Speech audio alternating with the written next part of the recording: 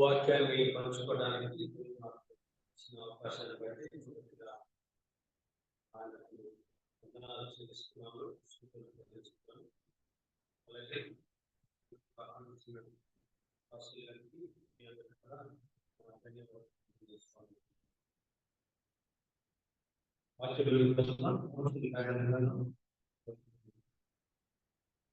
మొదటి 4 కార్యాలయంలో 4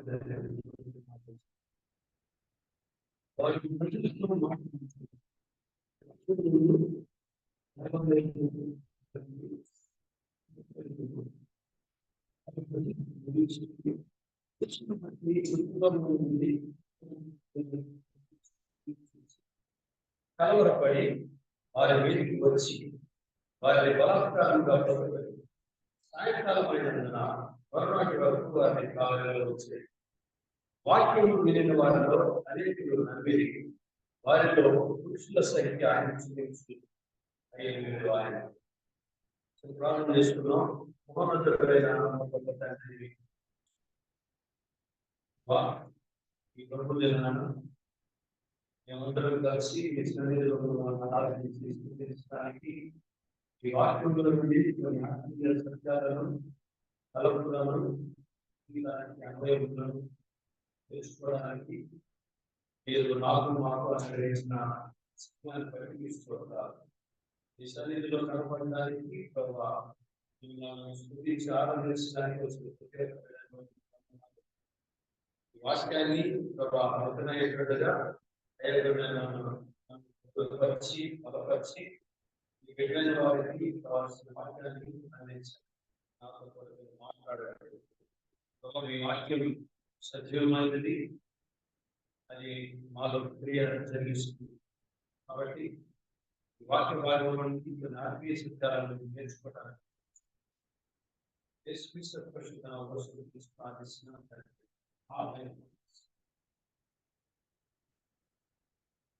అపోస్తలుల కార్యాల గ్రంథం ఈ సంఘ ప్రారంభాన్ని గురించి తెలియజేస్తుంది. సంఘం ఎలాగా ప్రారంభించబడింది, ఎలాగా కొనసాగించబడింది, ఎలాగా అభివృద్ధి చెందింది అన్నది మనం అపోస్తలుల కార్యాల గ్రంథంలో చూస్తాం. ఈ 4వ అధ్యాయంలోని మొదటి 4 వచనాలు ధ్యానించడానికి ముందు జరిగిన సంగతి మనం 3వ అధ్యాయంలో ఏం జరిగిందంటే, పేతురు యోహాను దేవాలయంలోకి వచ్చారు. వచ్చినప్పుడు అక్కడ కుంటివారు ఒక అతను దేవాలయం ద్వారం దగ్గర ఉన్నప్పుడు, భిక్ష పడుకోవడానికి ఉన్నప్పుడు పేతురు యోహాను ఆ వ్యక్తిని బాగు చేయడం చూస్తాం. బాగు చేసిన తర్వాత ఆ వ్యక్తి దేవాలయంలోకి వచ్చినప్పుడు, మరి ఎంతకాలం ఇక్కడ ఉండి నడవలేని స్థితిలో అడుక్కోవడానికి, భిక్ష పడుకోవడానికి ఉన్న ఈ వ్యక్తేనా అని వాళ్ళు ఆశ్చర్యపోయారు, దేవుని స్తుతించారు. అదైన తర్వాత పేతురు అక్కడ ఉన్న వారందరికీ దేవుని వాక్యం తెలియజేస్తారు, ప్రకటిస్తారు. సో అది జరిగింది. అది ఆయన ఇంకా పేతురు యోహాను వారితో మాట్లాడుతున్నప్పుడు జరిగిన విషయాన్ని మనం ఇప్పుడు చదువుకున్నాం. 4వ అధ్యాయం. వారు ప్రజలకు మాట్లాడుతుండగా ఏం మాటలు మాట్లాడారు అన్నది మనం చూస్తే 11వ వచనం నుంచి ఈ అక్కడ 3వ అధ్యాయం ఆఖరి వరకు కూడా విషయాలు ఉంటాయి. బ్రీఫ్ గా ఏం చేసిన ప్రభు గురించి, ఆయన యేసుక్రీస్తు గురించి వాళ్ళు ఏం చేశారు, ఆయన్ని అంటే యేసుక్రీస్తుని వాళ్ళు ఏం చేశారు అన్నది విషయం తెలియజేస్తూ ఆ పునరుద్ధానం గురించి, ఆయన మరణం గురించి తెలియజేస్తారు. అయితే వారి ఇంకనూ మాట్లాడుచుండగా అలా అన్నది మనం ఇక్కడ చూస్తాం. అంటే వాళ్ళు వెళ్ళారు, దేవాలయానికి వెళ్ళారు, స్వస్థతను జరిగించారు. ఆ స్వస్థతను చూసిన ప్రజలు ఆశ్చర్యంలో దేవుడిని స్తుతించారు, మహిమపరిచారు. వీళ్ళు పేతురు యోహాను అక్కడ వాక్యాన్ని ప్రకటించారు. ఇది ఇలా జరుగుతూ ఉన్నప్పుడు ఎవరెవరు వచ్చారని అంటే యాజకులు, దేవాలయపు అధిపతి, సద్దూకయ్యులు వచ్చినట్టు మనం చూస్తాం. ఇక్కడ ఈ 4 వచనాల్లో చూస్తే ఈ మాత్రం దానికి వీళ్ళందరూ వచ్చి ఇంత రహస్యాలా అన్నట్లుగా మనకు అనిపిస్తుంది. కానీ వీళ్ళు చేసిన అంటే యోహాను, పేతురు ప్రకటించిన వాక్యాన్ని, అందులో ఉన్న సత్యాన్ని, విషయాన్ని మనం గమనిస్తే వీళ్ళు ఎందుకని ఇంత కంగారు పడుతున్నారు అని అన్నది మనకి అర్థమవుతుంది. ఇది సంఘం ఎదుర్కొన్న మొట్టమొదటి వ్యతిరేకత. సంఘం ఎదుర్కొన్న మొట్టమొదటి వ్యతిరేకత. ఇది పుట్టి అప్పటికి ఇంకా కొన్ని రోజుల కాలం. ఆయన చనిపోయి తిరిగి లేచి 40 రోజులు వాళ్ళకి అందరికీ కనిపించి ఆరోహణం అయిన తర్వాత వాళ్ళందరూ 120 మంది మేడగదిలో పరిశుద్ధాత్ముని కోసం వాళ్ళు ఎదురు చూడటం, దేవుడు అగ్ని నాలుకల వల్లే విభాగింపబడి పరిశుద్ధాత్మను అక్కడ వారందరికీ అనుగ్రహించడం మనం చూసాం. ఆ తర్వాత 2వ అధ్యాయంలో ఈ సంఘం గురించి, ఆ తర్వాత ఆయన వాక్యం ప్రకటించడం, కొంతమంది ప్రభువుని అంగీకరించడం అన్ని మనం చూస్తాం. ఇది 2వ అధ్యాయంలో మనం చూస్తాం. సో 3వ అధ్యాయానికి వచ్చాం. అంటే ఇది జరిగి ఎంతో కాలం పట్ల, ఎన్నో రోజుల వల్ల, ఎన్నో నెలలు కూడా కాదు. ఈ పరిస్థితుల్లో చూడండి ఎంత త్వరగా, ఎంత శీఘ్రంగా సంఘం దేవుని వాక్యం పట్ల వ్యతిరేకతను ఎదుర్కొందన్నది మనం చూస్తాం. చాలా త్వరగా వచ్చింది. ఎందుకని వీళ్ళు ఇక్కడ చూడండి 2వ వచనం ఆఖరి భాగంలో కలవరపడి అని ఉంది అక్కడ. కలవరపడి ఎందుకు వీళ్ళు ఇంత కలవరం పెట్టింది? వాళ్ళు చెప్పింది ఏమైనా అబద్ధాలా, లేకపోతే వీళ్ళ మీద ఏమైనా ఆరోపణలు చేశారా, లేదా ఇంకేమన్నా వాళ్ళ గురించి తప్పుడుగా ప్రచారం చేసి జనాలందరినీ రెచ్చగొట్టే ప్రయత్నం చేశారా అంటే అదేమీ లేదు. అయినప్పటికీ వీళ్ళకి ఎందుకు కలవరం అంటే వీళ్ళు చెప్పిన విషయాల్లో అతి ప్రాముఖ్యమైన విషయం యేసుక్రీస్తు పునరుత్థానమే లేచాడు అన్న విషయం. ఇది వీళ్ళ యొక్క కలవరపాటికి ప్రధాన అంశం, కారణమైంది. ఎందుకని పునరుద్ధానం అది అంత కలవరపడుతుంది అని అంటే మనం దీన్ని వెనక్కి వెళ్తే ఈ పునరుద్ధానం గురించి ఏమేమి అంటే ఆయన తిరిగి లేస్తాడు అన్న సబ్జెక్ట్ లో ఆయన అలా తిరిగి లేవలేదు, లేదా అదంతా అబద్ధం అని చెప్పడానికి చాలా ప్రయత్నాలు జరిగినాయి. అయితే చూడండి ఇక్కడ యాజకులు వచ్చారు, దేవాలయ అధిపతి అంటే ఆ దేవాలయానికి ఇన్ఛార్జ్ అన్నమాట. అక్కడ జరిగే ప్రతి కార్యానికి అతను ఇన్ఛార్జ్. అక్కడ దేవాలయంలో ప్రతి విషయాన్ని, ప్రతి కార్యాన్ని తను నడిపిస్తాడు, లేకపోతే తన ఆధీనంలో, తన ఆధ్వర్యంలో జరుగుతుంది. తను హెడ్ అన్నమాట. ఆటోమేటిక్ గా హెడ్ కాబట్టి తను అక్కడ ఉన్నాడు. యాజకులు వచ్చారు అన్నట్లు మనం చూసాం. యాజకులు కూడా వచ్చారు. ఆ తర్వాత సద్దూకయ్యులు కూడా వచ్చారు. శాస్త్రులు ఉన్నారు, పరిసయ్యులు ఉన్నారు, చాలా మంది ఉన్నారు యూదుల్లో. అయితే సద్దూకయ్యుల్ని ఎందుకు తీసుకుని వచ్చారు అని అంటే మనం వీళ్ళ గురించి ఒకసారి ఆలోచిస్తే సద్దూకయ్యుల యొక్క స్టాండ్ ఏంటన్నది మనం చూడాలి. సో ఈ యొక్క శ్రమలు, ఈ సంఘం మొట్టమొదటి ఎదుర్కొన్న ఈ వ్యతిరేకత, తిరస్కారం అని అన్నది మనకి పెద్దగా ఆశ్చర్యం కలిగించదు. ఎందుకంటే సంఘం చరిత్రలో చూస్తే ప్రారంభం నుంచి, అంటే ఇది ప్రారంభం, ఈ 4వ అధ్యాయపు మొదటి వచనాల నుంచి చూసుకుంటే తర్వాత చరిత్ర అంతట్లో కూడా సంఘం ఎట్టి పరిస్థితుల్లో కూడా ప్రశాంతమైన వాతావరణాన్ని ఎదుర్కోవాలా. అది హింసను ఎదుర్కొంటా ఉంది, వ్యతిరేకతను ఎదుర్కొంటా ఉంది. ఆ సంఘంలో ఉన్న కీలకమైన వ్యక్తుల్ని, అనేక మందిని చంపారు, క్రూర మృగాలకు ఆహారంగా వేశారు. కొంతమంది విశ్వాసులను అయితే వాళ్ళు సాక్షులుగా, అంటే సజీవమైన వ్యక్తుల్ని నిలబెట్టి వాళ్ళ మీద ఆయిల్ పోసి వాళ్ళు వెలిగించి వాళ్ళు అలా మండుతా ఉంటే ఆ వెలుగులో స్ట్రీట్ లైట్స్ లాగా చేసేవారు. అంత దారుణంగా వాళ్ళు హింసించారు. సాతాను ఏం చేశాడంటే సంఘం ఇలా అభివృద్ధి చెందుతున్నప్పుడు వాడు చేసింది ఏంటంటే సంఘానికి ఎవరైతే సంఘపు అభివృద్ధికి దోహదపడుతున్నారో వాళ్ళని నాశనం చేసే ప్రయత్నం వాడు చేశాడు.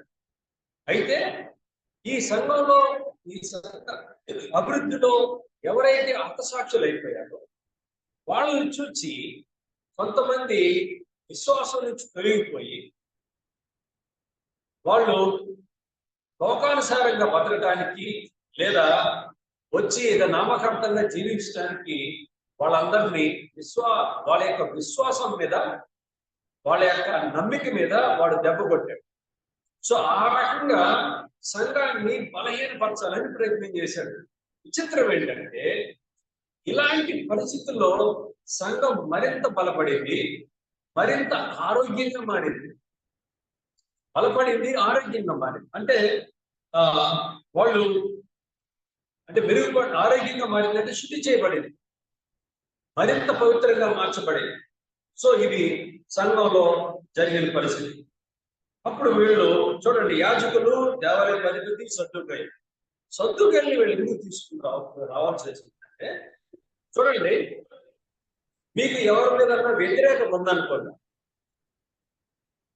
ఆ వ్యతిరేకత ఉన్నప్పుడు మీరు ఏం చేస్తారు తెలుసా? మీ ఆలోచన ఎట్లా ఉంటుందంటే ఆ వ్యతిరేకత ఉన్న వ్యక్తికి ఎవరైతే శత్రువులుగా ఉన్నారో వాళ్ళు చెప్పే మాటలు లేకపోతే వాళ్ళ దగ్గర కొంత సమాచారాన్ని సేకరించడానికి ప్రయత్నం చేస్తాం. ఈ వ్యక్తి నాకు పడదు కాబట్టి ఈ వ్యక్తితో ఎవరికైతే ద్వేషం ఉందో, విభేదం ఉందో ఆ వ్యక్తితో నేను జత కలిపితే లేదా అతనితో నేను మాట్లాడితే అప్పుడు ఏమవుతుందంటే నాకు శత్రుత్వం ఉన్న ఈ వ్యక్తి గురించిన మరిన్ని విషయాలు ఆ వ్యక్తి దగ్గర నుంచి నేను సేకరించవచ్చు. అదే సమయంలో తెలియని ఏదైనా ఆరోపించాలంటే, నేను మీద ఏదైనా తప్పు మోపాలి అని అంటే ఆ వ్యక్తి నాకు సహకారం అతని దగ్గర నుంచి నాకు దొరుకుతుంది. కాబట్టి ఇప్పుడు యోహాను, పేతురు వీళ్ళు ఎస్టాబ్లిష్ చేసిన సబ్జెక్ట్ ఏంటంటే ఆయన పునరుద్ధానుడయ్యాడు అని. సద్దుకయ్యకి దానికి సంబంధం ఏంటి అని అంటే చెప్పండి, మీరు సద్దుకయ్యని వాళ్ళు ఎందుకు ఆ టైంలో పిలుచుకుని వచ్చారు చెప్పండి. Very good. పునరుద్ధానం చెప్పేవాడు లేదని నమ్మేవాడు సద్దుకయ్య. మనకు ఇదే అపోస్తలుల కార్యాల గ్రంథం 23వ అధ్యాయం 8వ వచనం నేను చదువుతున్నాను చూడండి. 23 సద్దుకయ్యులు పునరుద్ధానం లేదనియు దేవదూత అయినను ఆత్మ అయినను లేదని చెప్పుదు, కానీ పరిశీలు రెండు కావాలి. కాబట్టి పేతురు, యోహాను ఏ విషయం అయితే వాళ్ళు అంతవరకు బోధించారో, ఎందుకనంటే ఎప్పుడైతే ఆయన తిరిగి లేచాడు, ఆయన పునరుద్ధానుడయ్యాడు అన్న విషయం ప్రజల్లోకి వెళ్తుందో అప్పుడు యేసుక్రీస్తు ఇచ్చిన వాళ్ళ భావన ఏ విధంగా మారుతుందంటే ఈయన సామాన్యుడు కాడు, ఈయన మనిషి మాత్రమే కాడు, అంతకు మించిన వాడు, తిరిగి లేవగలిగాడు అని అంటే ఆయన మనిషి మాత్రం కాదు అన్న సంగతి అర్థమవుతుంది. అప్పుడు ఏమవుతుందంటే ఆయన మీద విశ్వాసం పెరుగుద్ది.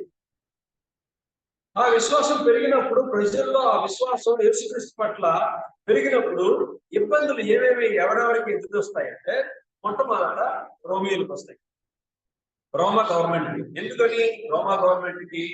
చూడండి, మత్తయి రాసిన సువార్త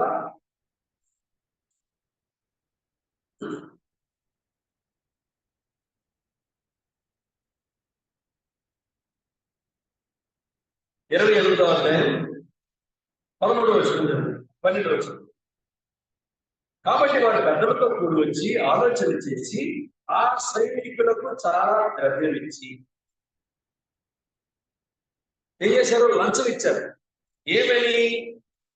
ఆయన తిరిగి లేచాడు అన్న విషయం బయటికి రాకుండా ఉండడం కోసం, మేము నిద్రపోతున్నప్పుడు ఆయన ఎందుకు పోయారో అన్న విషయం మీరు చెప్పండి, దీన్ని మీరు వ్యాప్తి చేయండి ఈ అబద్ధాన్ని అని చెప్పారు. ఇది అధిపతికి చివినబడి అనగా మేము అతని సంబంధపరిచి మీకేమీ తొందరపడకుండా చేతులను చెప్పి అప్పుడు వారు ఆ ద్రవ్యం తీసుకుని తమకు బోధింపబడిన ప్రకారం చేసి. ఇప్పుడు ఈ పని చేసింది ఎవరు? రోమా సైనికులు. ఈయన గనక తిరిగి లేచాడు అన్న విషయం నిర్ధారణ అయితే ప్రజల్లో వ్యాప్తి చెందితే అది ఎవరి మీదకి వస్తుంది అని అంటే రోమా గవర్నమెంట్ మీదకి తిరుగుబాటు వస్తుంది. అది రోమేలకి ఇబ్బంది, రోమా గవర్నమెంట్కి ఇబ్బంది.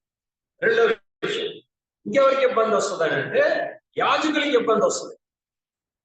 యాజకులకి సో ఏం చేశారు ఈయన్ని సిలువుకు అప్పగించేటప్పుడు ఈయన మీద ఉన్న ప్రధానమైన నేరారోపణ ఏంటి? యాజకులు చేసిన ఆరోపణ ఈయన మనిషి అయ్యుండి ఏమని చెప్పుకుంటున్నాడు? దేవుడు అని చెప్పుకుంటున్నాడు. ఈయన మనిషి అయ్యుండి దేవుడు అని చెప్పుకుంటున్నాడు. కాబట్టి ఈయనకి ఎవరైనా మనిషి తాను దేవుడు అని చెప్పుకుంటే దేవదోషుల కింద వస్తే అతనికి శిక్ష ఏంటి? మరణ శిక్ష. కాబట్టి దీన్ని వాళ్ళు స్థాపించి నేనే దేవుణ్ణి చెప్పుకుంటున్నాడు అని ఆయన మీద నేరారోపణ చేసి వాళ్ళు రోమా గవర్నమెంట్ కి మరణ శిక్ష అమలు చేయడానికి అప్పు చెప్పారు. ఒకవేళ ఈయన తిరిగి లేచాడు, పునరుద్ధానుడు అయ్యాడన్న విషయం ప్రజల్లో వ్యాప్తి చెందితే అది ప్రధాన యాజకుల మీద కూడా తిరుగుబాటు కింద వచ్చే అవకాశం. అది ప్రధాన యాజకుల యొక్క బాధ, వాళ్ళ యొక్క కలవరపాటు. మూడోది సద్దూకయ్యులు పునరుద్ధానం లేదని నమ్మేవాడు. కాబట్టి ఒకవేళ ఆయన పునరుద్ధానుడై తిరిగి లేచాడు అన్న విషయం ప్రజల్లో వ్యాప్తి చెంది అందరూ నమ్మితే సద్దూకయ్యుల మీదకి తిరుగుబడతారు. ఇంతవరకు నువ్వు తప్పుడు బోధ బోధించావు, పునరుద్ధానం లేదని చెప్పావు, కాబట్టి నువ్వు చెప్పిన బోధ తప్పు, నీ సిద్ధాంతం తప్పు అని సద్దూకయ్యుల మీదకి తిరగబడే అవకాశం. సో ఈ రకంగా ఈ ముగ్గురు మీదకి ప్రజలు తిరుగుబడే అవకాశం ఉంది. కాబట్టి ఎప్పుడైతే పేతురు యోహాను ఆయన తిరిగి లేచాడని చెప్పడం మొదలుపెట్టారో, ప్రకటించడం మొదలుపెట్టారో, వీళ్ళ యొక్క కలవరపాటుకు అది కారణమైంది. అయితే మీకు ఒక చిన్న విషయాన్ని నేను ఎక్స్ప్లెయిన్ చేయడానికి ప్రయత్నం చేస్తాను. పునరుద్ధానం లేదని చెప్పే సద్దూకయ్యులకి దేవుడు ఏ రకమైన ఆన్సర్ ఇచ్చాడన్నది మీకు ఇక్కడ సందర్భం కాకపోయినప్పటికీ కూడా మీకు అది నేను ఎక్స్ప్లెయిన్ చేయడానికి అది మీకు ఆ డీటెయిల్స్ పెట్టిస్తాయి. యోహాను సువార్త 16వ అధ్యాయం, 16 కాదు,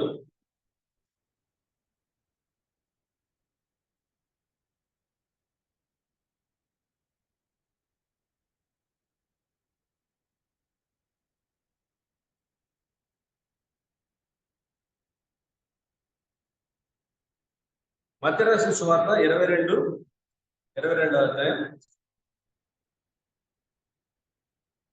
23వ వచనం. అక్కడ నేను ఇదంతా చదివి అనిపించను కానీ అక్కడ జరిగింది ఏంటంటే సద్దూకయ్యులు ఒకరు వచ్చి ఏమన్నారంటే ఆయనకు ఒక అర్థం లేని ప్రశ్న వేశారు. ఆయన ఒక అతను ఉన్నాడు, ఆయన భార్య ఉంది, అతను చనిపోయాడు, అతని తమ్ముడేమో మళ్ళా ఆమెను పెళ్లి చేసుకున్నాడు, ఇలా 7 చచ్చిపోయాడు.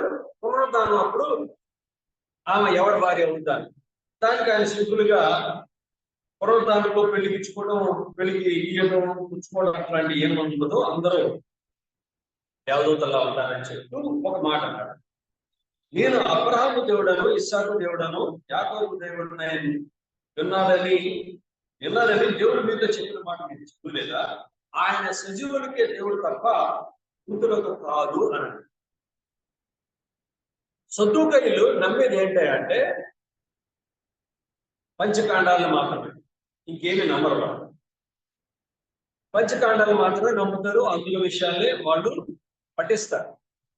కాబట్టి దేవుడు వాళ్ళకి ఏ రకంగా పునరుద్ధానాన్ని ఉందని రుజువు చేశాడంటే ఆయన సజీవులకే దేవుడు తప్ప మృతులకు దేవుడు కాదని ఇక్కడ మాట చెప్పాడు. సో ఈ మాట చెప్పే సమయానికి అబ్రహాము, ఇస్సాకు, యాకోబు సజీవులా మృతులు. సో వాళ్ళు మృతులైతే నేను సజీవులకే దేవుణ్ణి, మృతులకు దేవుడు కాదని చెప్పుకున్న ఈయన నేను అబ్రహాము దేవుడను, యాకోబు దేవుడను, ఇస్సాకు దేవుడను ఎలా అన్నాడు? వీళ్ళు ముగ్గురిని వాళ్ళు నమ్ముతారు, ఎందుకంటే పంచకాండాల్లో వాళ్ళు ఉన్నారు కదా. నేను సజీవులకు దేవుణ్ణి అని చెప్పినప్పుడు మృతులైన అబ్రాహాముకి దేవుణ్ణి, ఇస్సాకుకి దేవుణ్ణి, యాకోబుకి దేవుణ్ణి అని ఎందుకు చెప్పారు అంటే ఆయన మృతుల పునరుద్ధానం గురించి అక్కడ మాట్లాడతాం. అంటే మృతులను పునరుద్ధానం చేయగలిగిన దేవుడు ఆయన కాబట్టి ఆ టయానికి అబ్రాహాము, ఇస్సాకు, యాకోబులు సజీవులుగా భూమి మీద లేకపోయినా రేపొద్దున పునరుద్ధానంలో వాళ్ళకి దేవుణ్ణి ఉంటాను కాబట్టి తిరిగి లేపుతాను కాబట్టి నేను వాళ్ళకి దేవుణ్ణి అని చెప్పుకున్నాను. కాబట్టి వీళ్ళు ఏదైతే ఏ భాగం అయితే వీళ్ళు నమ్మారో అదే భాగం ఇచ్చి దేవుడు ఆ మాటలు తీసుకుని వచ్చి యేసుక్రీస్తు వాడు నోరు ముయించాడు. అందుకే ఇక్కడ ఉన్నది ఆయన సద్దుకైన నోరు ముయించానని పరిశీలించి 34 వచ్చు. కాబట్టి వీళ్ళు దేవుడు పునరుద్ధానం గురించి అక్కడ ఎస్టాబ్లిష్ చేయడం చూశాం. కాబట్టి వీళ్ళు ఏం చేశారంటే పునరుద్ధానం లేని అంటే ఈ విషయం అలాగో అంటే సువార్తలో ఈ విషయం మనకి వెల్లడి చేసినప్పటికీ వీళ్ళు వాళ్ళ యొక్క స్టాండ్ అంటే వాళ్ళ యొక్క సిద్ధాంతాన్ని మాత్రం మార్చుకోలేదు. పునరుద్ధానం లేదని వాళ్ళు నమ్మారు కాబట్టి ఇక్కడ ఎప్పుడైతే పేతురు, యోహాను ఈ మాట చెప్తున్నారో దాన్ని ఖండించడానికి ఇక్కడున్న ఏం చేశాడు, ఇక్కడున్న దేవాలయ అధిపతి యాజకుల్ని, సద్దుకైల్ని తీసుకుని వచ్చాడు అన్నమాట. సో ఈ సద్దుకైలు ఎవరు అనంటే వీళ్ళకి ఎందుకు అంత ఇబ్బంది వచ్చింది ఒకవేళ అంటే సద్దుకైలు యూదా సమాజంలో చాలా ధనికులైన వాళ్ళు, చాలా ధనికులు వాళ్ళు. ఇక్కడ అంటే యూదుల్లో 4 గ్రూపులు ఉన్నాయి. 4 గ్రూపులు. మొదటిది ఎవరై అంటే పరిసయ్యులు, అది మనకు తెలుసు.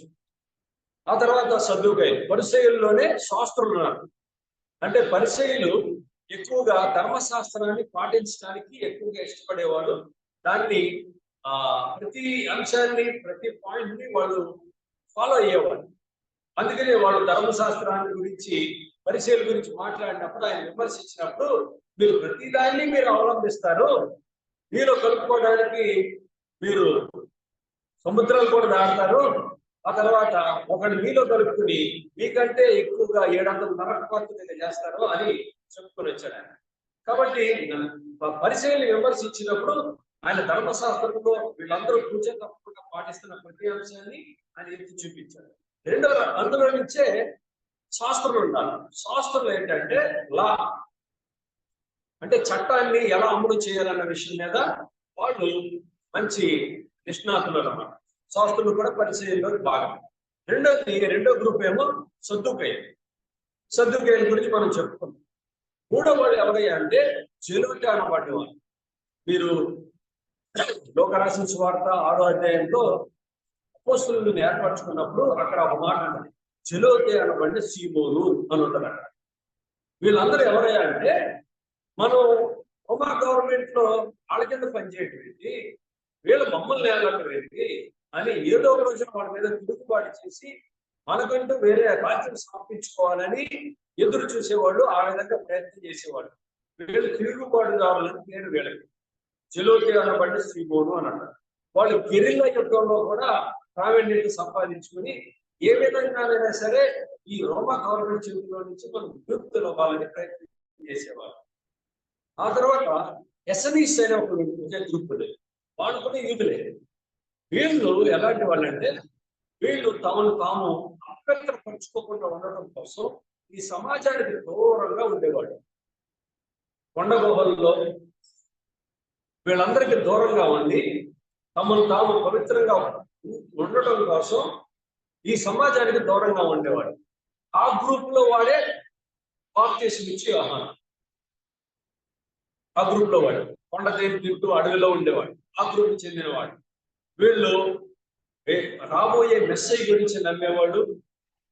దేవుడు తాను ముందుగా ఏర్పరచుకుంటాడు ప్రీ డెస్టినేషన్ అనే విషయాన్ని కూడా వాళ్ళు నమ్మేవాడు అన్నమాట.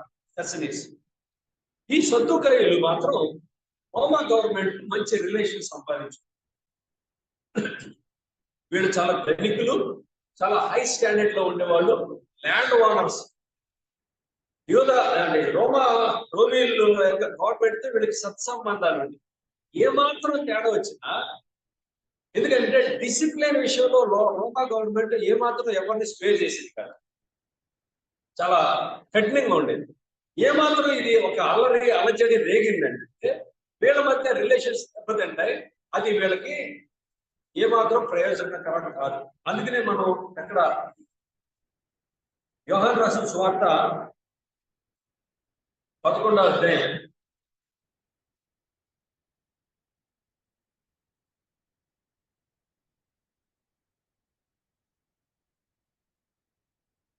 47వ వచనం చదువుతున్నాను చూడండి. కాబట్టి ప్రధాన యాజకులు, పరిసయ్యులు, మహాసభలు వచ్చి మనం ఏమి చేస్తున్నాము, ఈ మనుషుడు అనేకమైన సూచనలు చేస్తున్నాడే, మనం ఆయనను ఎలా చూచుచూ కొనకుండిన ఎడల అందరూ ఆయన విశ్వాసం ఇచ్చారు. అప్పుడు చూడండి, అప్పుడు రోమీయులు వచ్చి మన స్థలమును మన జనమును ఆక్రమించుకుంటారని చెప్పాడు.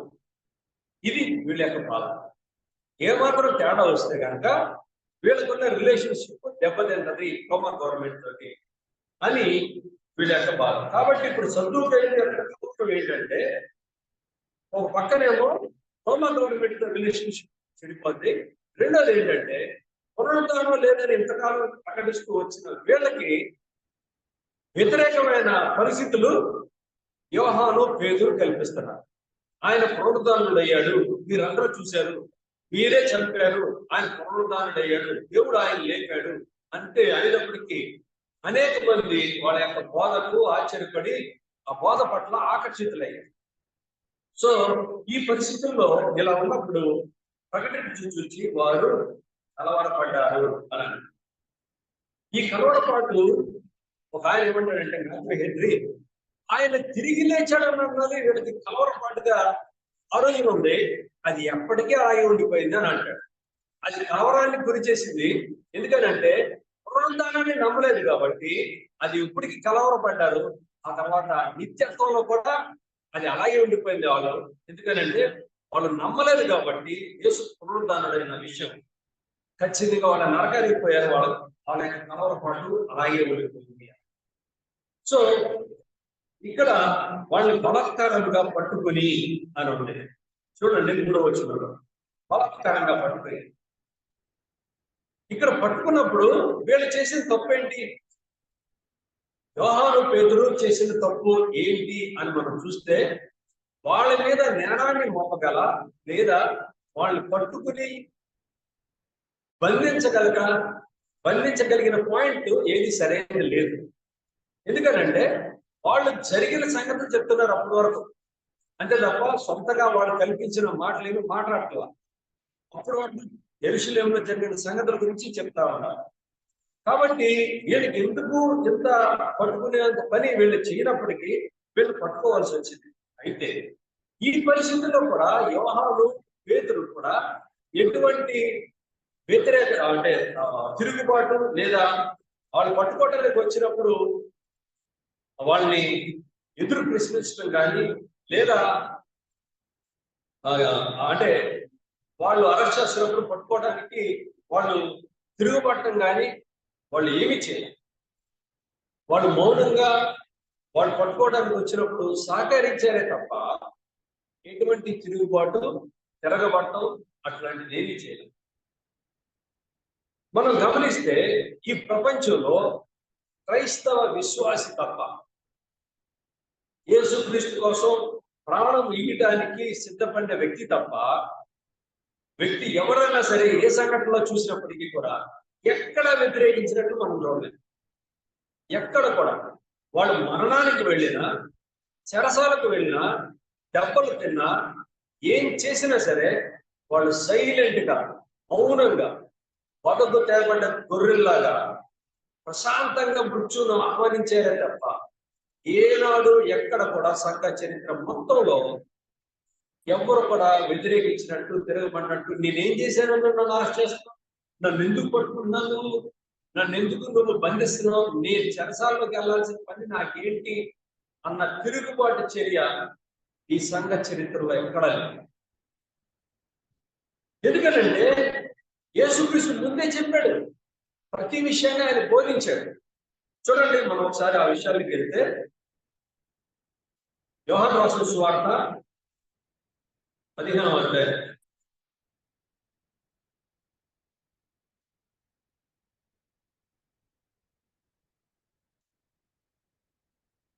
15వ అధ్యాయం 18వ వచనం చదువుతున్నాను. లోకము మిమ్మల్ని ద్వేషించిన ఎడల మీకంటే ముందుగా నన్ను ద్వేషించినని మీరు లోక సంబంధులైన ఎడల లోకము తన వారిని స్నేహించదు. అయితే మీరు లోక సంబంధులు కాదు, నేను మిమ్మల్ని లోకములో నుండి ఏర్పరచుకుంటుంది, అందుచేతనే లోకము మిమ్మల్ని ద్వేషించున్నది. మిమ్మల్ని ద్వేషించడానికి ముందే లోకం నన్ను ద్వేషించింది. మిమ్మల్ని లోకంలో నుంచి పిలుచుకుని వచ్చారు కాబట్టి లోకం మిమ్మల్ని ద్వేషిస్తుంది. ఎందుకంటే మీరు ప్రత్యేకించబడ్డారు. ఆ విషయంలో ఆ విధంగా ఆయన చెప్తా ఉన్నాడు. ఆ తర్వాత ఇక్కడే 16 తర్వాత పేజీలో చూస్తే చూడండి, 2వ వచనం. వారు మిమ్మల్ని సమాజ మందిరములో నుండి వెలివేయుదురు, మిమ్మల్ని చంపు ప్రతివాడు వారు దేవునికి సేవ చేస్తున్నారని అనుకుంటూ వచ్చుచున్నది. ఇలాంటి వార్నింగ్ ఇచ్చాడు. ఆ తర్వాత తిమోతికి రాసిన పత్రిక 2వ పత్రిక 3వ అధ్యాయం 12వ వచనం చదువుతున్నాను. క్రీస్తు యేసునందు సద్భక్తితో బ్రతుకు నిర్దేశించిన వారందరూ, చూడండి ఏమన్నాడు, కొందరు క్రీస్తు యేసునందు సద్భక్తితో బ్రతుకు నిర్దేశించిన వారందరూ హింస పొందుతుంది. ఆ తర్వాత పేతురు రాసిన మొదటి పత్రిక 2వ అధ్యాయం 21వ వచనం చదువుతున్నాను. క్రీస్తు కూడా మీ కొరకు బాధపడి మీరు తన అడుగుజాడల యందు నడుచుకున్నట్లు మాదిరి ఇచ్చిపోయాను. క్రీస్తు మీ కొరకు బాధపడి, ఏం బాధపడ్డాడు? ఆయన మనసులోనా? ఆయన మనసులో బాధపడ్డా? ఆయన బాధలు ఎలాంటివి? శారీరకమైన హింస అందులో ఉంది. మాదిరి ఉంచిపోయాను అని అంటే అర్థం ఏంటి? ఇప్పుడు క్రీస్తు మనకు మాదిరి,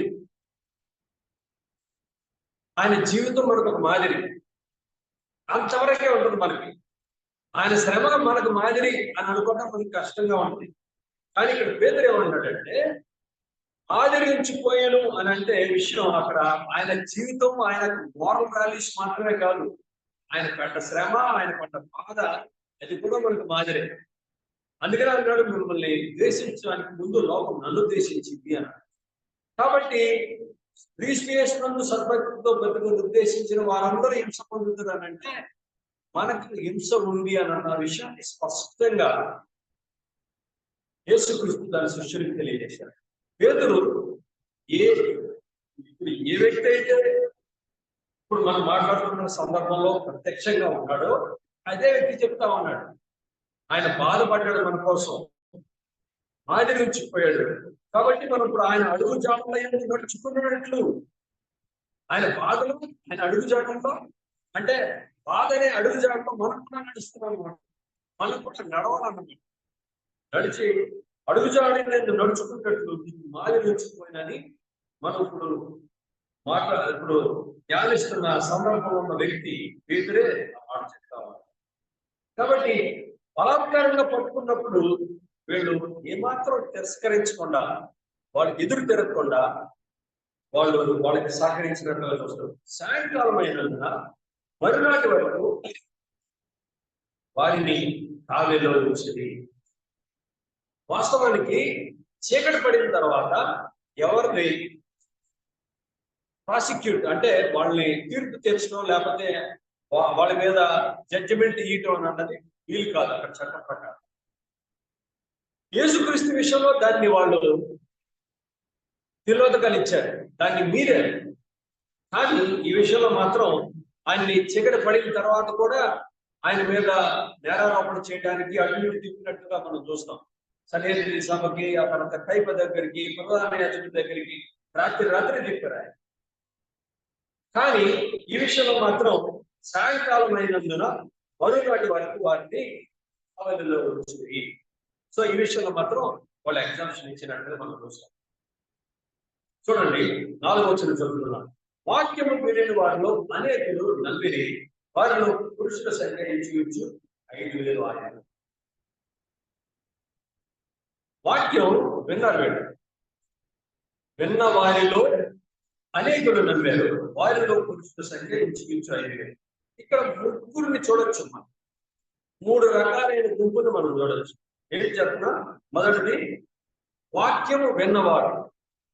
విన్నవారు ఎంతమంది అన్నట్టు మనకు లెక్కలేదు. విన్నవారు ఒక గుంపు. ఆ గుంపులో అనేకులు నమ్మిరి. ఆ నమ్మిన గుంపు ఒకటి. మొత్తం చెప్పబడిన అంటే వాక్యం చెప్పబడిన గుంపు ఒకటి, అందులో నమ్మిన గుంపు ఒకటి. ఆ నమ్మిన వారిలో పురుషుల సంఖ్య 5,000. అంటే పురుషుల గుంపు 5,000 గుంపు ఒకటి. ఇప్పుడు అర్థమైంది కదా మీకు? ఒక 100 మంది విన్నారు, 80 మంది నమ్మారు. ఆ 80 మందిలో ఒక 60 మంది పురుషులు. ఇదనమాట 100, 80, 60.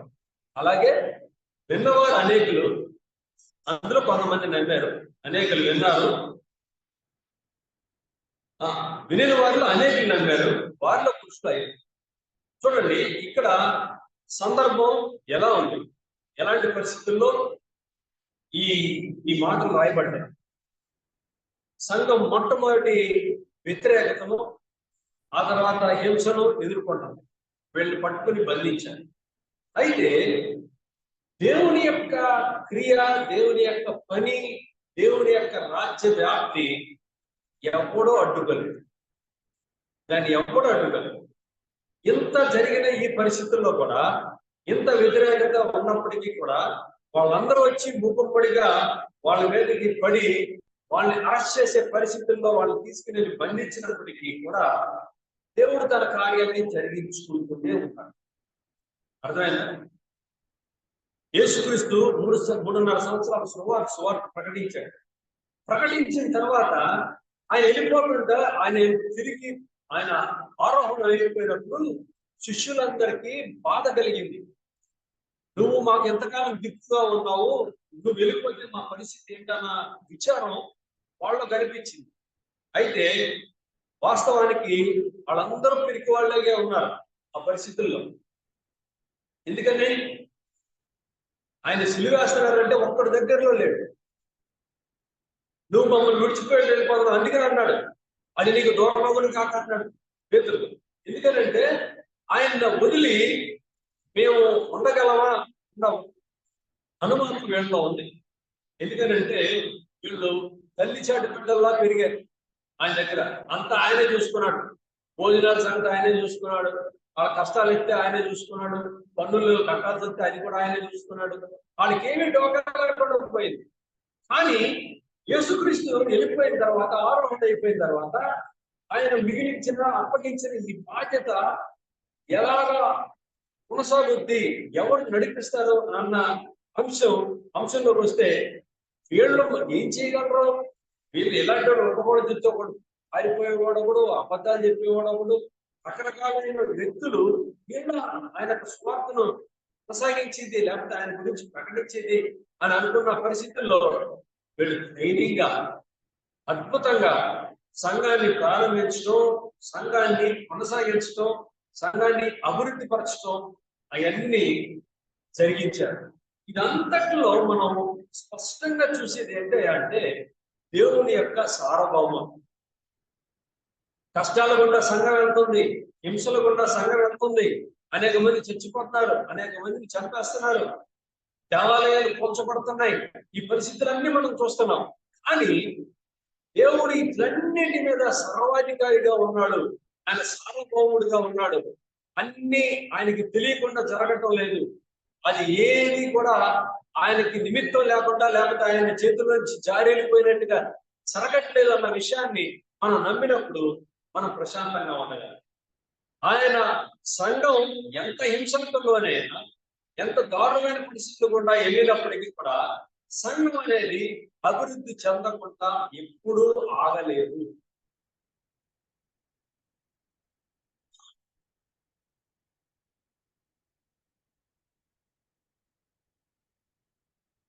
ఆ పరిస్థితుల్లో కూడా చూడండి, ఈ వ్యతిరేకత ఒక పక్కన నడుస్తాను అంటే దేవుడు తన కార్యాన్ని చేసుకుంటానే ఉంటామన్నాడు. చూడండి ఎంత త్వరగా ఈ సంఘానికి వ్యతిరేకత వచ్చిందంటే చూడండి, మూడో అధ్యాయం మొట్టమొదటి మాట చదవండి. చూడండి, మొట్టమొదటి మాట, పగలు 3 గంటలు. పగలు 3 గంటలు. ఆ తర్వాత 4వ అధ్యాయం 3వ వచనం 2వ భాగం చదవండి. చాలు. అక్కడ పగలు 3 గంటలు, సాయంకాలం అంటే ఎంత చెప్తారు? ఎంత టైం చెప్తారు మీరు? ఉత్సాహంగా చెప్పండి. సాయంకాలం అంటే అది సంధ్య వేళ అయ్యొచ్చా, లేకపోతే చీకటి పడింది అనుకుంటున్నావా? ఎలా అనుకుంటున్నా చెప్పండి. 6 అయిందా, 7 అయిందా, 8 అయిందా? సాయంకాలం అని ఎప్పుడు అంటాం మనం? దాదాపు సంధ్య వేళ అంటే అటు వెలుగు ఇటు చీకటి రెండు మిళితమైన సమయాన్ని సాయంకాలం సంధ్య వేళ అంటాం. పూర్తికి వెలుగు కాదు, పూర్తి చీకటి కాదు. సరే, అలా కాదు, 7 గంటలు అనుకున్నాం. 3 గంటలకి 7 గంటలకి మధ్యలో ఉన్న సమయం ఎంత? కేవలం 4 గంటలు. 4 గంటల వ్యవధిలో ఏం జరిగిందో తెలుసా? వీళ్ళ చెప్పిన దానికి వ్యతిరేకత ఎంత త్వరగా వచ్చిందంటే, ఇక్కడ ఈ కార్యం చేయటం, ఏది ఇంటి వాడిని బాగు చేసిన తర్వాత దేవాలయంలో యోహాను, పేతురు ప్రకటించిన దాన్ని విన్న వాళ్ళు బయటికి వెళ్ళి చెప్పడం, ఇలా ఇద్దరు వచ్చారు, వాళ్ళిద్దరు ఇలా మాట్లాడుతున్నారు, పునరుద్ధానం గురించి చెప్తున్నారు, ఇదేదో తేడా ఉంది, మనకేదో జరిగేటట్టు ఉంది అని చెప్పడం, వాళ్ళందరూ పోయే రావడం. ఎంత ఫాస్ట్ జరిగింది? ఇప్పుడు మనకి సంఘాలకి ఏయో ఎదురవుతున్నాయి, ఆడొస్తున్నారు, ఏదొస్తున్నారు, ఏదో గొడవ జరుగుతున్నాయి అని మనం ఏం ఆశ్చర్యపోవసంలా. మొట్టమొదటి సంఘానికే కొన్ని గంటల వ్యవధిలో వ్యతిరేకత వచ్చింది. అది ఎంత తీవ్రంగా వచ్చిందంటే చెప్పిన ఇద్దరిని అరెస్ట్ చేశారు. అప్పటికి ఎవరి గురించి అయితే వీళ్ళు ప్రకటించారో ఆయన గురించిన గుర్తులు ఇంకా పచ్చిగానే ఉన్నాయి. అంటే ఆయన పునరుద్ధానం చూసిన వ్యక్తులు ప్రత్యక్షంగా అక్కడే ఉన్నారు, కొంతమంది బతికే ఉన్నారు అక్కడ. ఆ పరిస్థితుల్లోనే 4 గంటల వ్యవధి 4 వ్యతిరేకత వచ్చింది. ఈ రోజుల్లో రావడానికి మనం ఏమైనా ఆశ్చర్యపోవాలా? 4 గంటలు. అయితే దేవుడు తన కార్యాన్ని జరిగించుకుంటూనే అన్నాడు. పేతురు లేడు ఈ రోజున, యోహాను లేడు. ఆ రోజున సంఘం ప్రారంభమై వాళ్ళ ద్వారా దేవుడు సంఘాన్ని అభివృద్ధి చేసి, అంతకుముందు మనకు ఈ 2వ అధ్యాయంలో మనం చూస్తాం ఎంతమంది చేర్చబడ్డారు. 3,000 మంది చేర్చబడ్డారు. ఈ 3,000 మంది నెక్స్ట్ చాప్టర్కి వచ్చేసరికి ఇంకొక 5,000 మంది చేరారు, సంఘంలో చేర్చుకోబడ్డారు, సంఘంగా వాళ్ళు చేర్చబడ్డారు. అయితే ఒక పక్కన హింస ఉంది, ఒక పక్కన వ్యతిరేకత ఉంది. అయితే దేవుడు తన కార్యాన్ని చేసుకుంటాడే. కాబట్టి మన సంఘం గురించి భయపడాల్సిన పని లేదు. ఎందుకంటే ఆయన సార్వభౌముడు, సమస్తాన్ని ఆయన ఆధీనంలో ఉంచుకుని ఆయన నడిపిస్తా ఉన్నాడు. అక్కడికి వచ్చింది ఎవరు? ఇక్కడ పేతురుని, యోహాన్ని అడ్డుకోవడానికి ప్రయత్నం చేసింది ఎవరు అని అంటే ఎవరు కాదు, రోమీయులు కాదు. అది రోమీయులు రాలా. రోమీయులు ఆ మాట బట్టి చెప్పుకునే దాని గురించి వాళ్ళకి అనవసరం. వాళ్ళు భక్తి వాళ్ళు చేసుకుంటున్నారని వదిలేశారు. కాబట్టి సన్నిహితుల సభని వాళ్ళు ఏర్పాటు చేసుకోవడానికి, ఏదైనా చిన్న చితక గొడవలు ఏమైనా ఉంటే, విషయాలు ఏమైనా ఉంటే సెటిల్ చేసుకోవడానికి సన్నిహితుల సభని వాళ్ళు ఏర్పాటు చేసుకోవడానికి వీళ్ళు అనుమతి ఇచ్చారు. అయితే రోమీయులకి అభ్యంతరం లేదు వీళ్ళు. కానీ అభ్యంతరం ఎక్కడి నుంచి వచ్చిందో తెలుసా? వాళ్ళలోంచే వచ్చింది. అయితే ఎన్ని పరిస్థితుల్లో కూడా దేవుడు సంఘాన్ని అభివృద్ధి చేస్తూనే ఉన్నాడు. హింసల్లోనే, ఆ మాట వస్తే హింసల్లోనే, శ్రమల్లోనే సంఘం వృద్ధి. ఇప్పుడు మనం 2024 సంవత్సరంలో ఉన్నాం. 1524 విలియం టిండే, 1524 విలియం టిండే ఏం చేశాడంటే, బైబిల్ని ఇంగ్లీష్లోకి తర్జుమా చేశాడు ఆయన. బైబిల్ని ఇంగ్లీష్లోకి తర్జుమా చేశాడు. అదేమో తప్పే ఆ రోజులు.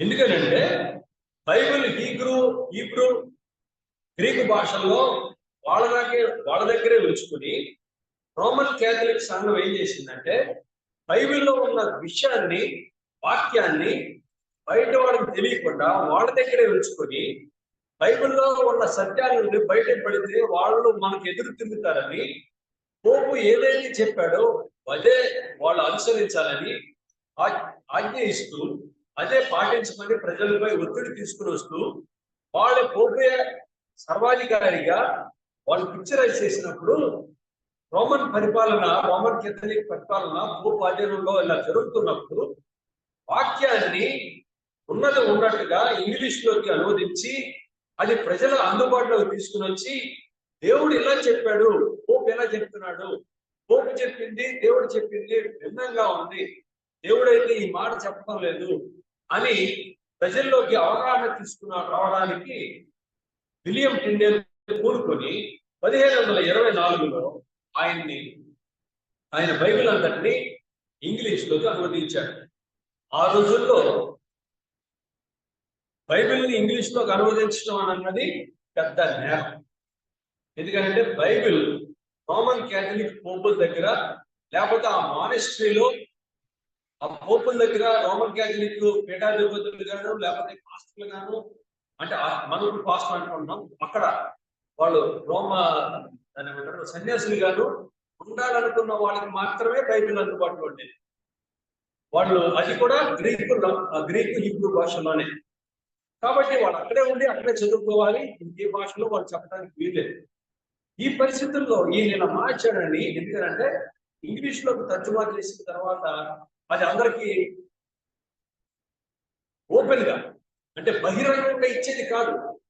కాబట్టి అది రహస్యంగా వాళ్ళకి వీళ్ళకి అలాగా చేతి రాకం ద్వారానే, ఆ రోజుల్లో ప్రింటింగ్ ప్రెస్ కూడా లేవు, చేతి రాకం ద్వారానే విషయాన్ని ఆలయానికి అందిస్తా ఉంటే అలా అక్కడికి ఇంగ్లాండ్ రాజుకి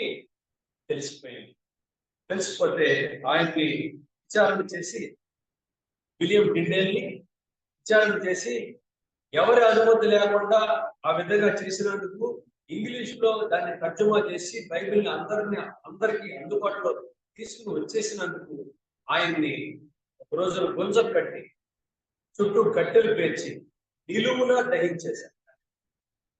1536 సంవత్సరంలో విలియం టిండేల్ బైబిల్ని ఇంగ్లీష్లోకి అనువదించినందుకు నిలువునా దహించేశారు, కాల్ చేశారు. ఆయన సజీవంగా దహనమయ్యాడు. ఆ రోజున చేసింది ఎవరు? ముస్లింసా, RSS గ్రూప్ వాళ్ళ, హిందువుల కాదు, రోమన్ క్యాథలిక్ ప్రజలు. ఇంగ్లాండ్ లో చుట్టూ బైబిలే నిజమని, బైబిల్లో దేవుడే వాస్తవం అని పోపు ద్వారా, అంటే అప్పుడు బైబిల్ అందుబాటులో లేకపోయినా పోపు ద్వారా నమ్మి దాని మీద కొంత విశ్వాసం, అంటే అది ఫేక్ ఒరిజినల్ అన్న సంగతి పక్కన పెడితే దాని మీద విశ్వాసం ఏర్పాటు చేసుకున్న వాళ్ళే తిరగబడి రాజు యొక్క ఆజ్ఞ చేత ఆయన్ని సజీవంగా కాల్చేస్తారు. కాబట్టి ఇప్పుడు ఈ రోజున మనం ఎక్కడో ఏదో ఉంటుంది, వాళ్ళు వస్తున్నారు వీళ్ళు వస్తున్నారు, మనకి సంఘంలో మన సంఘానికి వాళ్ళు వచ్చి ఏదో చేశారు, లేకపోతే హింస వచ్చింది, దేవాలయాలు పడగొడుతున్నారు, మనుషుల్ని కొడుతున్నారు, ఇవన్నీ అనుకుంటే మనం ఆశ్చర్యపోవాల్సిన పని లేదు. సంఘ చరిత్రలో ఎన్ని జరుగుతూ వచ్చింది, దానికంటే ముందు యేసుక్రీస్తు దాని గురించి వార్నింగ్ ఇచ్చాడు. ఆయన హెచ్చరించాడు, మీకు ఇట్లా జరుగుద్ది, మీకు ఇట్లా జరుగుద్ది, మీకు ఇట్లా. అబద్ధం చెప్పినందుకు కాదు వాడు శిక్షించబడింది, వాస్తవం చెప్పినందుకు, నిజం చెప్పినందుకు, పరలోకానికి మార్గం ఇదే అని చెప్పినందుకు వాడు శిక్షించబడ్డాడు, చంపబడ్డాడు, నరికివేయబడ్డారు, సిలువ వేయబడ్డారు. ఎన్ని పరిస్థితుల్లో ఉన్నవాళ్ళు. అయితే చూడండి, ఈ పరిస్థితుల గుండా వెళ్ళినప్పుడు వాళ్ళు ఎంత అద్భుతంగా నిలబడ్డారు అంటే, ఇది అయిన తర్వాత చూడండి 13వ వచనం చూస్తే, వారు పేతురు యోహానుల ధైర్యము చూచినప్పుడు వారు విద్య లేని పామరులని గ్రహించి ఆశ్చర్యపడి వారు యేసుతో కూడా ఉండిరని తిరిగి. ఇక్కడ 2 మాటలు చెప్తా ఉన్నాడు.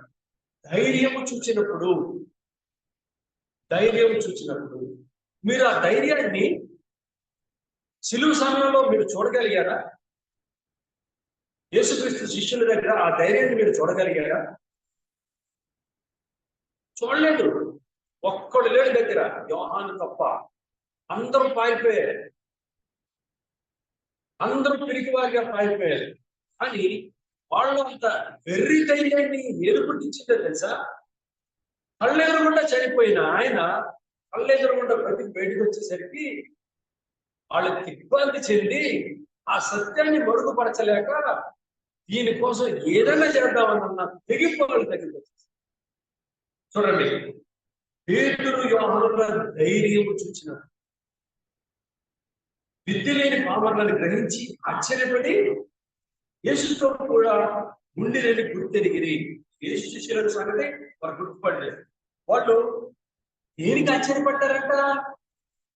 విద్య లేని పామరులని కాదు, అక్కడ వీళ్ళకి చదువు లేదని ఆశ్చర్యపడటం కాదు. అక్కడ వీళ్ళకి చదువు లేకపోయినా వీళ్ళకి చెప్పే మాటలు ఎంత ఉన్నాయంటే, ఎంత డీప్ గా ఉన్నాయంటే, వీళ్ళ మాటలకి అనేక మంది తిరిగారు వీళ్ళ వైపు, యేసుక్రీస్తు వైపుకి. కాబట్టి వీళ్ళు విద్య లేదు అన్న విషయం ఆశ్చర్యం కాదు. వీళ్ళకి విద్య లేకపోయినా వీళ్ళు చెప్పిన మాటలు ఎంత లోతుగా ఉన్నాయో, ఎంత జ్ఞానంతో కూడా ఉన్నాయో నా సంగతి వాళ్ళు గుర్తెరిగి ఆశ్చర్యపడ్డారు. అయితే చూడండి, మనకు ఈ అధ్యాయం ముందుకు వెళ్తా ఉంటే ఎంత చక్కగా ఉంటుందంటే, ఈ మాటలు చదువుతా ఉంటే మనకి ఉత్తేజాన్ని లేదా మనకు కూడా ధైర్యాన్ని పుట్టిస్తాయి. ఇది సరే, ఇది అయిపోయిన తర్వాత వాళ్ళు ఏం చేశారు? వీళ్ళని వ్యతిరేకించి మీరు నోరు మూసుకోండి, ఎక్కడో మాట్లాడకండి అనే పరిస్థితి వీళ్ళకి లేదు. ఎందుకంటే ప్రజలు ఆల్రెడీ నమ్మేశారు. వీళ్ళ మీద ఏదైనా ఒత్తిడి తీసుకొస్తే అది వీళ్ళకి మంచిది కాదన్న సంగతి ఏది వాళ్ళు ఏం చేశారంటే, సింపుల్ గా ఎక్కడో చెప్పొద్దు, మీరు కామ్గా ఉండండి, మీ పని మీరు చేసుకోండి అని అంటే, వాళ్ళు చెప్పిన మాట ఏంటంటే, మేము చన్న వాటిని విన్న వాటిని చెప్పక ఉండలేదు. ఇది కూడా ధైర్యంగా చెప్పారు వీళ్ళు. ఎంత ధైర్యంగా చెప్పారంటే, నువ్వు ఇప్పుడు చంపిన పర్వాలా, మాకేం నష్టం లేదు, కానీ నువ్వు చూసిందని చెప్పకుండా ఎట్లా ఉంటాం అని చెప్పారు వాళ్ళు. ఆ మాటకి వాళ్ళు ఇంకేమీ చేయలేక గట్టిగా బెదిరించి వదిలేశారు.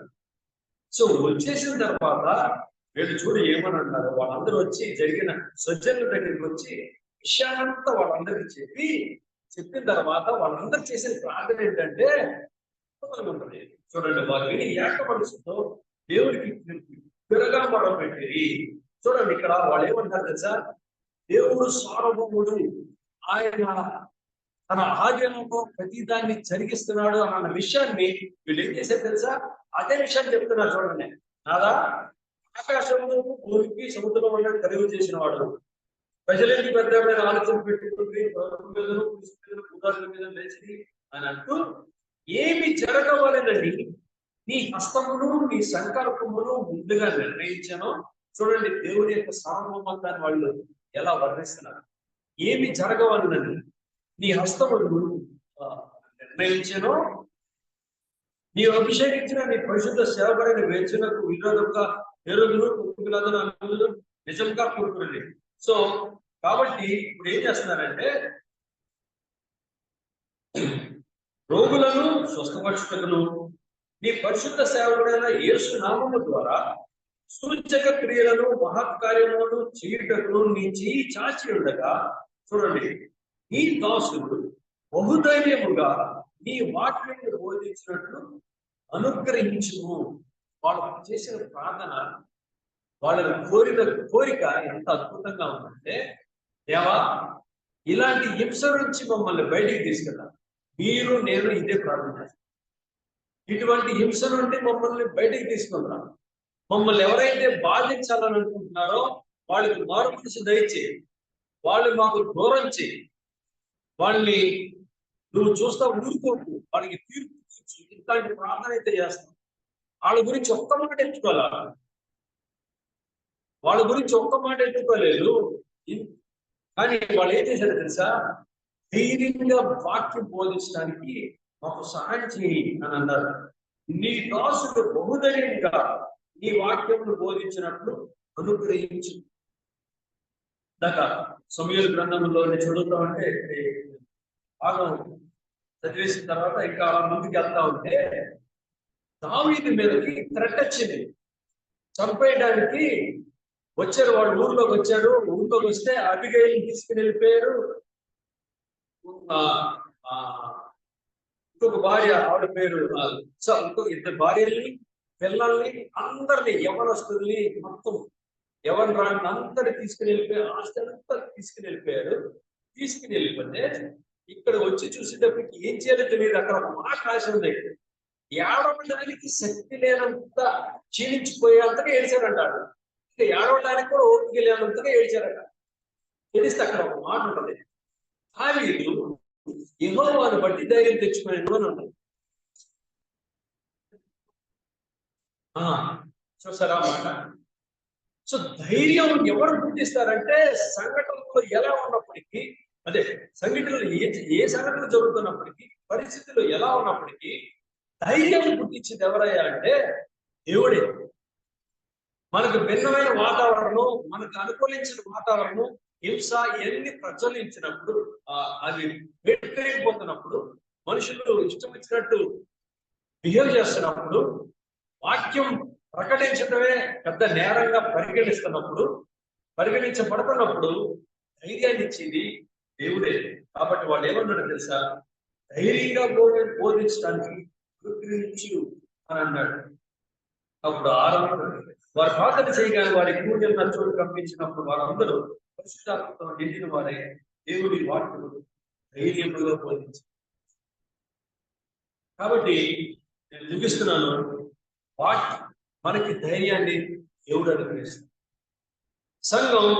సంఘంగా మనం కూడుకున్నాం.